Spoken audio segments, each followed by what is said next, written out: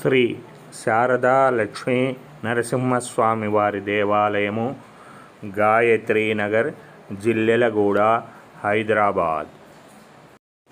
జయ జయ లక్ష్మీ నరసింహ, వజ్రస్తంభజ నరసింహ.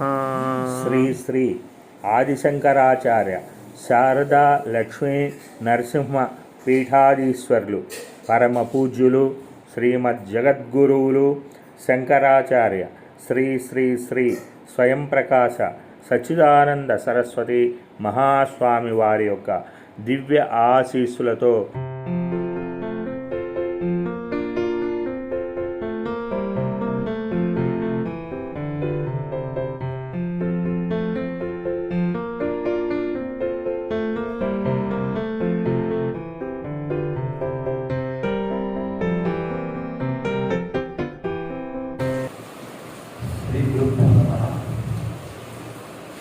ఆత్మీయ సోదరులారా,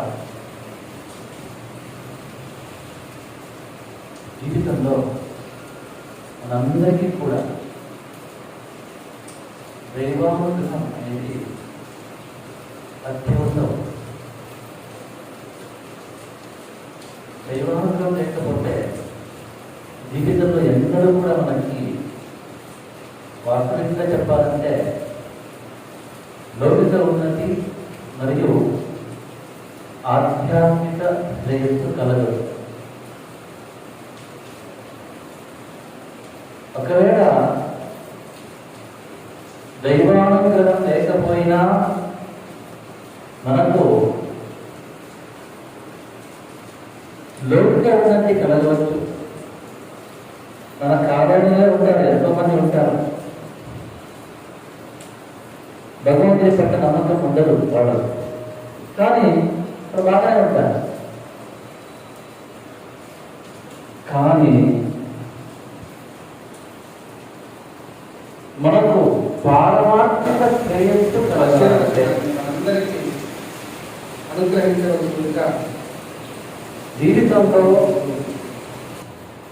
ఆత్మోద్ధారణ మనం సాధించాలంటే మనకు తప్పకుండా దైవానుగ్రహం కావాల్సిందే.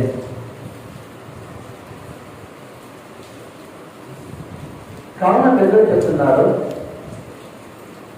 లౌకిక ఉన్నతి మరియు పారమార్థిక శ్రేయస్సు కోసం మానవులందరూ కూడా ప్రతిరోజు దైవారాధన చేయాలి. ఈ విధి చేయాల్సిందే అని చెప్పారు.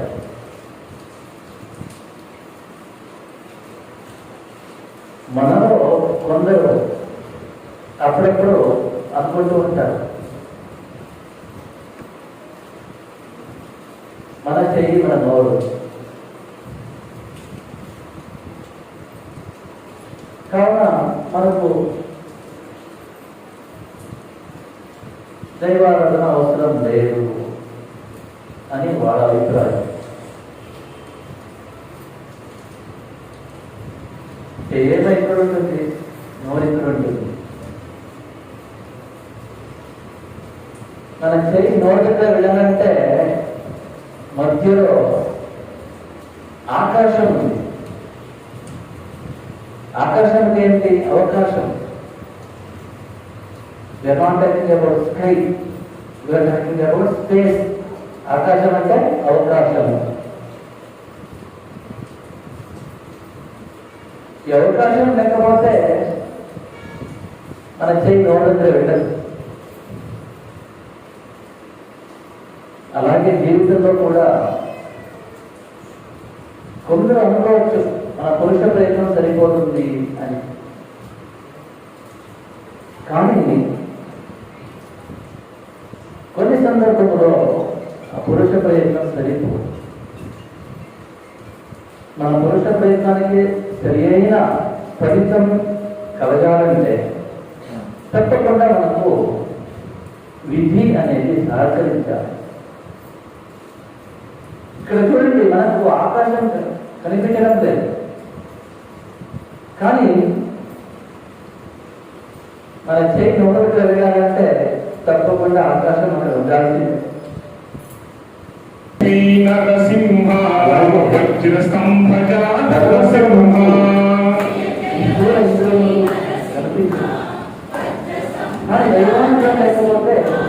జయ జయ లక్ష్మీ నరసింహ వజ్రస్తంభజ నరసింహ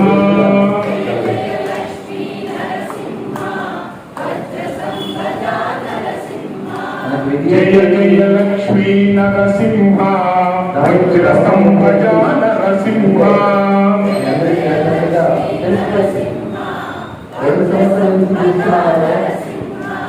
జయ జయ లక్ష్మీ నరసింహ వజ్రస్తంభజ నరసింహ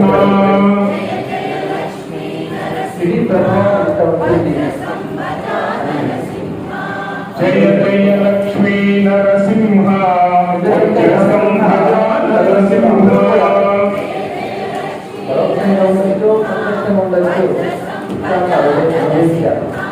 జయ జయ లక్ష్మీ నరసింహ వజ్రస్తంభజ నరసింహ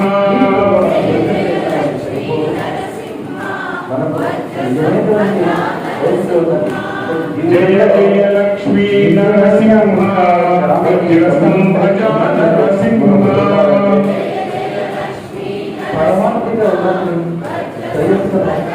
నరసింహ జయ జయ లక్ష్మీ నరసింహ వజ్రస్తంభజ నరసింహ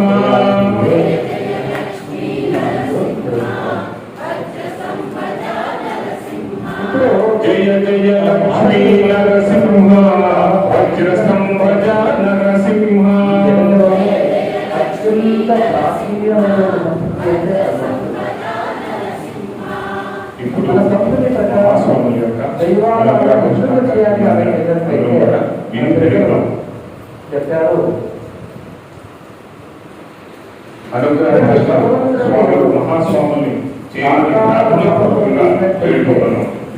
భగవంతుడు సకల దైవీ గుణముల ఒక మూర్త స్వరూపం, మూర్తి భగవంతుడు.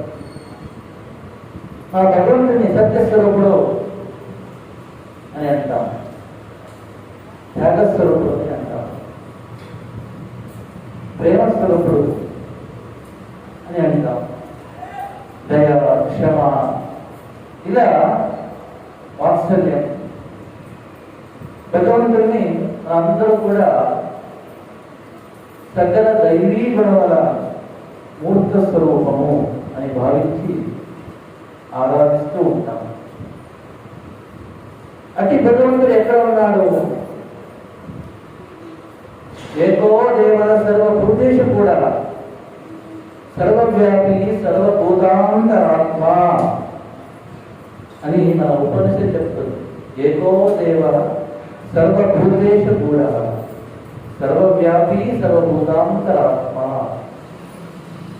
మనందరిలో భగవంతుడు అంతర్యామి ఆత్మస్వరూపంలో నిరంతరం ఉన్నాడు. దీనివల్ల మనం ఏం తెలుసుకోవచ్చు?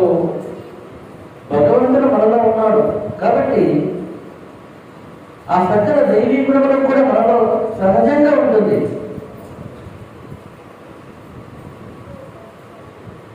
కానీ ఆ దైవీ గుణములు మనలో జాగృతి చెందాలంటే మనం సాధన చేయాలి.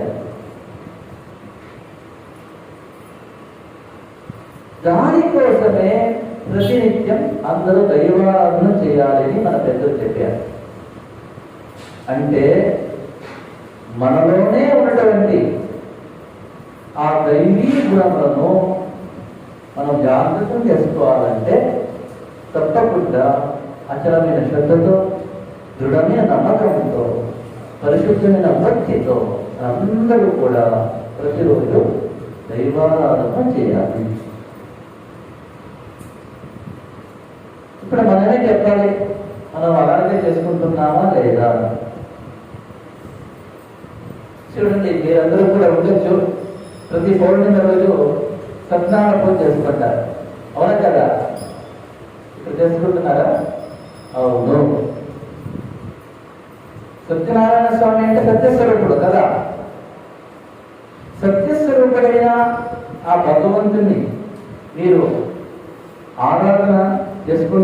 వస్తున్నారు. కొందరు గత 25 ఏళ్ళ నుంచి 25 ఏళ్ళ నుంచి 20 ఏళ్ళ నుంచి ఇలా ప్రతి పౌర్ణిమ రోజు ఆ స్వామి వారిని పూజిస్తూ ఉన్నారు. కానీ మన దృష్టి అలా లేదు. సత్యస్వరూపుడైన పరమాత్మని ఆరాధిస్తున్నామంటే మనలో ఆ దైవం కూడా జాగ్రత్తం కావాలి. ఒకవైపు నుంచి మనం ఆ సత్యనారాయణ స్వామి సత్యస్వరూపుడు అయినా మనం ఆరాధిస్తూ ఉన్నాము, ఇంకో వైపు నుంచి ప్రతిరోజు అబద్ధాలు చెప్తూ ఉంటాం. ఇది అర్థం ఏంటి? దీని అర్థం ఏంటంటే మన దైవారాధన అనేది సరైన మార్గంలో లేదు. మనం ఆలోచించడం ఎప్పుడైనా మన పెద్దలు చెప్పారు, భగవంతుడు సకల దైవీ గుణముల మూర్త స్వరూపుడు, అతి పరమాత్ముడు భగవంతుడు మనలోనే ఉన్నాడు. అంటే మనలోనే ఉంది అన్ని దైవ గుణములు. అందుకే శంకరాచార్య వారు శివోహం అన్నారు, అహం బ్రహ్మాస్మి అన్నారు. ఎందుకంటే మనలోనే దైవత్వం ఉంది. ఆ దైవత్వాన్ని మనం అనుభవం ద్వారా తెలుసుకోవాలి. దానికోసమే సాధన చేయాలి. దానికోసమే మన ప్రతిరోజు కూడా ఆ భగవంతుడిని ఆరాధన చేయాలి. మన దృష్టి అలాగే ఉండాలి. ఇప్పుడు శ్రీరామచంద్రుడు త్యాగస్వరూపుడు. మనం ప్రతి సంవత్సరం కూడా వసంత నవరాత్రి చేస్తూ ఉంటాం. కానీ మన జీవితం చూసినట్లయితే అడుగడుగు కూడా స్వార్థం. ఇప్పుడు ఏదో 10 రూపాయలు ఉందనుకోండి, మీ దగ్గర ఎవరు అడుగుతారు, చాలా అవసరం ఉంది, నాకు కొంచెం డబ్బులు ఇవ్వండి. మీరు 2 రూపాయలు ఇస్తే దాంట్లో అది దానం అవుతుంది. మీ దగ్గర 10 రూపాయలు ఉన్నాయి, అది వాస్తవికం చూసినట్లయితే మీకు అవసరం ఉంది. కానీ ఎవరైతే అడుగుతారో వాళ్ళకి అత్యవసరంగా ఉంటుంది, చాలా అవసరం, మనకంటే అవసరం వాళ్ళకు ఉంటుంది. అలాంటి సందర్భంలో వెనక ముందు చూడకుండా ఆ 10 రూపాయలు తీసుకుంటే అది త్యాగం అవుతుంది. అంటే 10 రూపాయలు 2 రూపాయలు ఇస్తే దానం అవుతుంది. ఆ 10 రూపాయలు మొత్తం ఇచ్చేస్తే నాకు నష్టం పోయినా నాకు పర్లేదు, నాకు అవసరం ఉంది, కానీ నాకంటే అడిగిన వాళ్ళకు ఎక్కువగా అవసరం ఉంది కాబట్టి నన్ను ఇవ్వాల్సిందే అని మంచి మనసుతో సంతోషంగా మీరు మొత్తం ఇచ్చేస్తే త్యాగం అవుతుంది. జీవితంలో ఈ త్యాగం అనేది చాలా అత్యవసరం. త్యాగం లేకపోతే మనకి ఎన్నడూ భగవంతుని అనుగ్రహం కలగదు. ఎందుకంటే త్యాగైనకే అమృతత్వ మానుషులు పెద్దలు ఒక మాట చెప్పారు, ఆత్మోన్నతి కలగాలంటే దానికి కావలసినది త్యాగము. కాబట్టి ఈ స్వార్థాన్ని మనం విడిచిపెట్టాలి. జీవితంలో ఎక్కడి నుంచి మొదలు పెట్టాలి? మన కుటుంబం నుంచి మొదలు పెట్టాలి. ఇప్పుడు అన్నదమ్ములు ఉన్నారు, మనమే కొట్లాడుకుంటుంటాం. ఎందుకు? కారణం అంటే స్వార్థం. మన పెద్ద మాటలు ఉంటారు, వాళ్ళతోనే మనం గొడవ పెట్టుకుంటూ ఆలోచించింది. కాబట్టి పెద్దలు చెప్పారు, దైవారాధన చేస్తున్నప్పుడు మనకు ఈ యొక్క సబ్జెక్ట్ దృష్టి ఉండాలి. త్యాగస్వరూపమే రామచంద్ర స్వామి వారిని ప్రతిరోజు ఆరాధిస్తూ, త్యాగస్వరూపుడైన ఆ ఆంజనేయ స్వామి వారిని ప్రతిరోజు కూడా మనం పూజ చేసుకుంటూ ఒకవైపు నుంచి ఇంకోవైపు నుంచి స్వార్థమైన ఆ జీవితాన్ని మనం గడుపుతూ ఉంటే మనకి ఎలా కలుగుతుంది? దైవానుగ్రహం ఆలోచించారా? కలగదు. శ్రీకృష్ణ పరమాత్మ ప్రేమస్వరూపుడు, అవునా? అవును. రోజు భగవద్గీత జరుపుకుంటుంటాం మనం, కానీ ఆ ప్రేమ మనకి మన ఇంట్లోనే ఉంటాడు.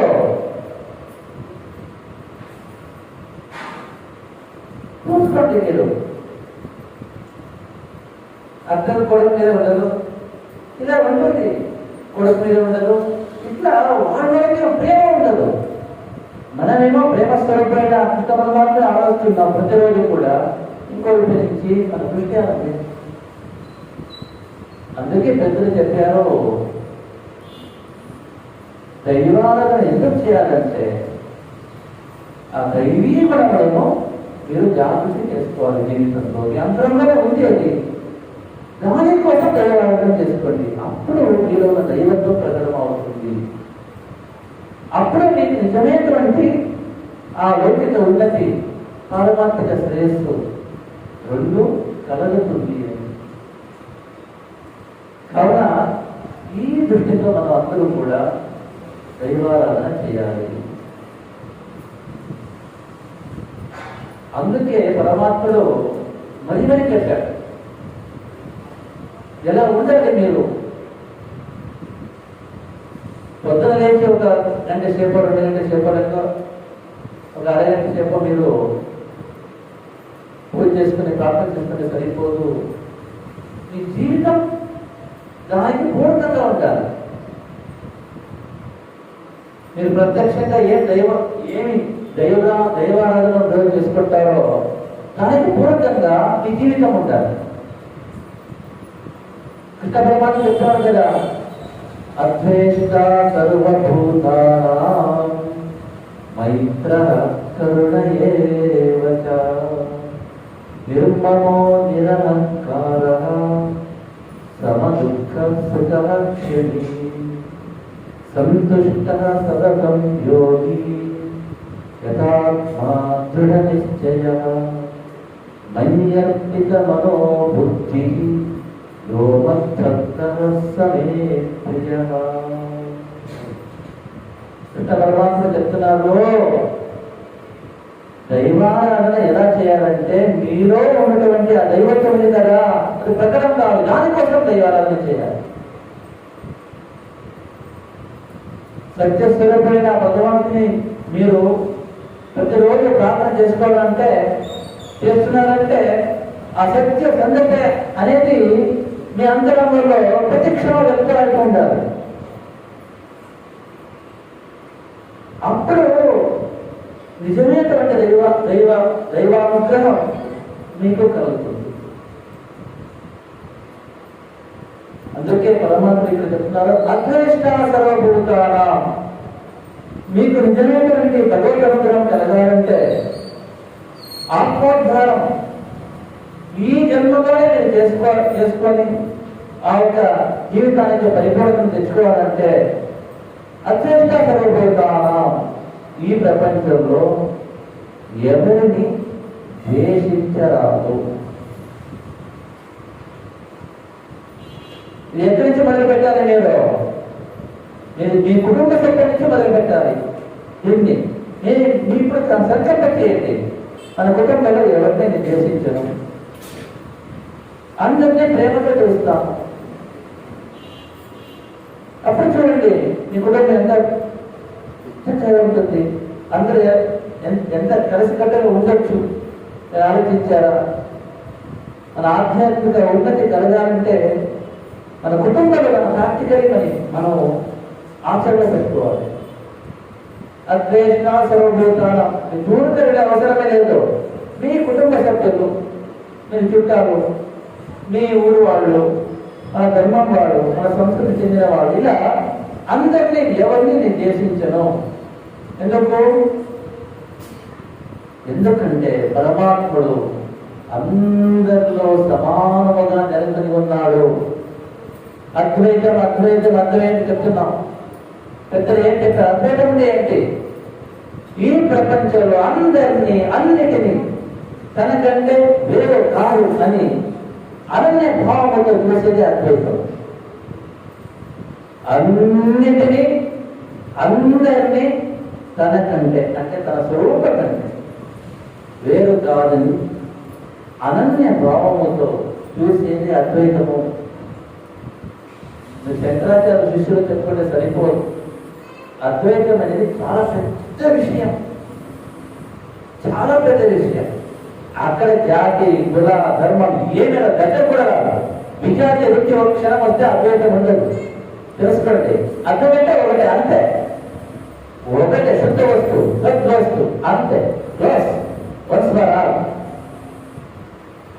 కాబట్టి ఇక్కడ కృష్ణ పరమాత్మ చెప్తున్నారు, అద్వేష్ట సర్వభూతానాం. మీ దైవారాధన మీకు ఫలించాలంటే నిత్య జీవితం చేసుకుంటున్నారు కదా, జపం ఉండొచ్చు, పూజ ఉండొచ్చు, ప్రార్థన ఉండొచ్చు, అర్చన ఉండొచ్చు, ఇది ఉంటుంది. నిత్య జీవితంలో మీరు చేస్తున్నటువంటి దైవారాధన అనేది మీకు చక్కగా ఫలితం ఇవ్వాలంటే, మీకు దానివల్ల పరిపూర్ణమైన ఫలితం కలగాలంటే మీరు ఈ జగత్తులో ఎవరిని ద్వేషించరాదు. అద్వేష్ట సర్వభూతాన మైత్ర కరుణీయవచ. అందరికీ మిత్రుడే ఉండాలి, మిత్ర భావంతో ఉండాలి. అప్పుడేమవుతుంది, మీ అంతరంగంలో చిత్తశుద్ధి కలుగుతుంది. భగవంతుని అనుగ్రహం సంపాదించుకోవాలంటే మనకు కావాల్సినది చిత్తశుద్ధి. ఎంత చిత్తశుద్ధి ఉంటుందో అంత త్వరగా మీకు ఆత్మజ్ఞానం కలుగుతుంది. కావున ఇక్కడ పరమాత్మ చెప్తున్నారు, అద్వేష్ట సర్వభూతాన మైత్ర కరుణయేవచ. ఆ కరుణాభావం మీలో ఉండాలి.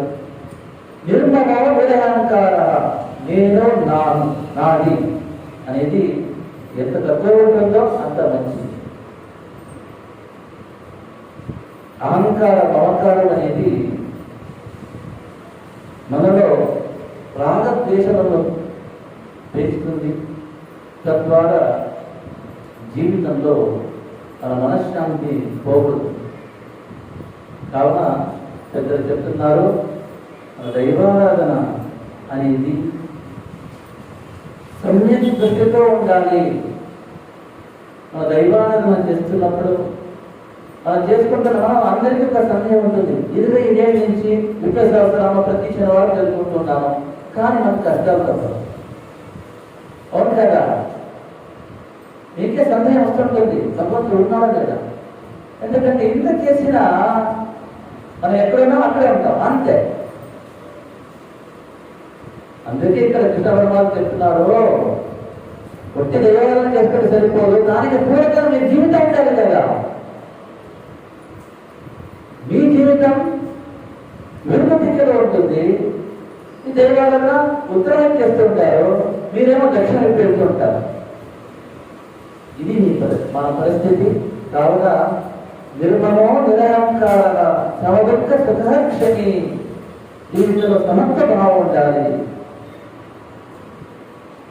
సంజయం మన దగ్గర ఉండకూడదు, దృఢమైన నమ్మకం ఉండాలి.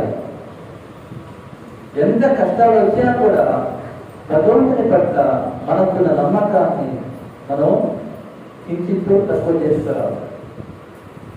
కావున నిర్మమో నిరహంకార సమదుఃఖ సదరక్షమి సంతుష్ట పదం యోగి యథాత్మ దృఢనిశ్చయ. ఇక్కడ కృష్ణ పరమాత్మ చెప్తున్నారు, ఆత్మపరాయణమై ఉండాలి. మనము ఆత్మపరాయణమై ఉంటే జీవితంలో నిజమైనటువంటి దైవానుగ్రహం కలుగుతుంది. మనకు తెలిసి ఉండాలి మన స్వరూపం ఏమిటి అని. చూడండి, మనలోనే భగవంతుడు నిలబడి ఉన్నాడు, ఆత్మస్వరూపం. మన స్వస్వరూపం ఆత్మస్వరూపమే. దాన్ని పట్టుకోవాలి మనం. ఎలా ఉంది ఆత్మస్వరూపం? ఈ దేవుని యొక్క వికారములను, ఇంద్రియముల యొక్క వృద్ధి క్షేమములను, మనస్సు యొక్క చంచలత్వమును, బుద్ధి యొక్క నిర్ణయత్వమును,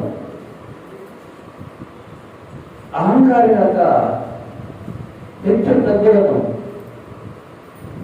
చిత్తం యొక్క స్మరణ విస్మరణములు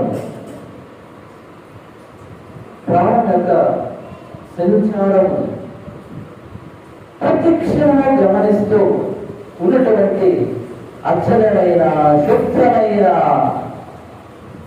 నిత్యమైన పూర్ణమైన సాక్షి చైతన్యం ఏముందో అది మీరు తెలుసుకోండి. అక్కడ మీరు ఉంటే మీకు పుట్టక లేదు, చావు నిజాయితే ప్రియతే వాళ్ళ కదాచిత్ ఏమి భగవంతుడు చెప్తున్నాడో దీన్ని భగవంతుడు మనసులో పెట్టుకుని చెప్తున్నాడు. చూడండి, మన దేహం దీనికి షడ్వికారాలు ఉంటుంది. పుట్టేది, ఉండేది, పెరిగేది, వికారం పొందేది, క్షయం పొందేది, నాశనం అయింది, ఇంకా ఉంటుంది. 6 వికారాలు. దీన్ని గమనిస్తూ ఉంటే ఒకటి తత్వం. దేహం యొక్క వికారములను, ఇంద్రియముల యొక్క వృత్తిక్షయములను. 80 ఏళ్ళు అయింది, కళ్ళు సరిగ్గా కనిపించు, ఇంకా 4గా పరుగుతుంది, ఇలా ఉంటుంది ఆ పరిస్థితి. ఇంద్రియం యొక్క వృత్తిక్షయములను, మనస్సు యొక్క చంచలత్వమును. మనసు ఆలోచిస్తూ ఉంటుంది. ఇప్పుడు వర్షం పడుతుంది, ఇంటికి వెళ్ళాలి, ఎలా వెళ్ళేది? ఆర్టీసీ బస్సులో వెళ్ళేదా, లేదా అక్కడ బయట రిక్షా నిలబడింది, ఆటో నిలబడి ఉంది, ఆటోలో వెళ్ళేదా? ఆటోలో వెళ్తే 5 రూపాయలు అవుతుంది, బస్సు ఎక్కితే 50 రూపాయలు అయిపోతుంది. కానీ బస్సు సరిగ్గా ఉంటుందా లేదా? 9 గంటలకు ఇంటికి వెళ్ళాల్సిందే. ఇట్లా ఏదో చెప్తూ ఉంటుంది మనసు కదా, చంచలత్వం. దీన్ని గమనిస్తూ ఉంటుంది ఒక తత్వం. అవునా కదా? ఇప్పుడు ఆత్మతత్వం గురించి చెప్తున్నాం, వీలైతే పట్టుకోండి. మీకు ఎవరికైనా అంత ఫోకస్ ఉంటే తప్పకుండా తెలుస్తుంది. మీకు ఆత్మ అంటే ఏంటి అక్కడ నిలబడిపోండి, అంతే. అక్కడ నిలబడిపోతే మీకు పుట్టుక, చావు, పాపం, పుణ్యం, స్వర్గం, నరకం ఏముండదు తర్వాత. వన్స్ ప్లస్ ఈ దేహం యొక్క షడ్వికారములను, అలాగే ఇంద్రియముల యొక్క వృత్తిక్షయములను, మనస్సు యొక్క చంచలత్వమును, బుద్ధి యొక్క నిర్ణయత్వమును. బుద్ధి చెప్తుంది 5 రూపాయలు అంతే కదా, 9 లోపల ఇంటికి వెళ్ళాల్సిందే. ఇప్పుడు మనకు 5 రూపాయలు పెద్దది కాదు, ఆటోలే ఎక్కువ, ఆర్టీసీ బస్ వద్దు అని చెప్తుంది. ఏది? బుద్ధి నిర్ణయత్వం. బుద్ధి యొక్క నిర్ణయత్వమును, అహంకారం యొక్క హెచ్చు తగ్గులను. మీరు షేర్ బిజినెస్ చేస్తున్నారనుకోండి, పొద్దున చెప్తారు 10 కోట్ల లాభంలో ఉన్నారు మనం, వెంటనే షేర్ పడిపోతుంది, 2 నెలల్లో పడిపోతుంది. అప్పుడు చూసుకుంటే మీకు -5 కోట్లు ఉంటుంది. పొద్దున +10 ఉంటే పొద్దున ఏమంటారు తెలుసా? నేను చాలా ఆధారంగా శ్రీమంతుడు అని చెప్తారు. 2 నెలల తర్వాత నేను పేదవాడైపోయానని ఏడుస్తాను. ఇక్కడ వేసేది ఏది? అహంకారం. మీరు కాదు, మీ స్వరూపం అంతే. పొద్దున 8 గంటలకు 10 కోట్లు మీకు ప్రాఫిట్ ఉన్నప్పుడు కూడా ఒక తత్వాన్ని గమనిస్తున్నారు సాక్షిభూతంగా. నేను శ్రీమంతుడు చెప్తున్నప్పుడు కూడా ఒక తత్వం గమనిస్తుంది కనుక సాక్షిభూతంగా. 10 గంటలకు నాకు 5 కోట్లు కష్టమైపోయింది ఏడుస్తున్నప్పుడు కూడా అదే తత్వం గమనిస్తూ ఉంటుంది. ఇక్కడ వ్యత్యాసం ఏంటి? మీ అహంకారం అంతే. అందుకే చెప్తున్నాము అహంకారం యొక్క హెచ్చు తగ్గులను, చిత్తం యొక్క స్మరణ నిష్ఠలను.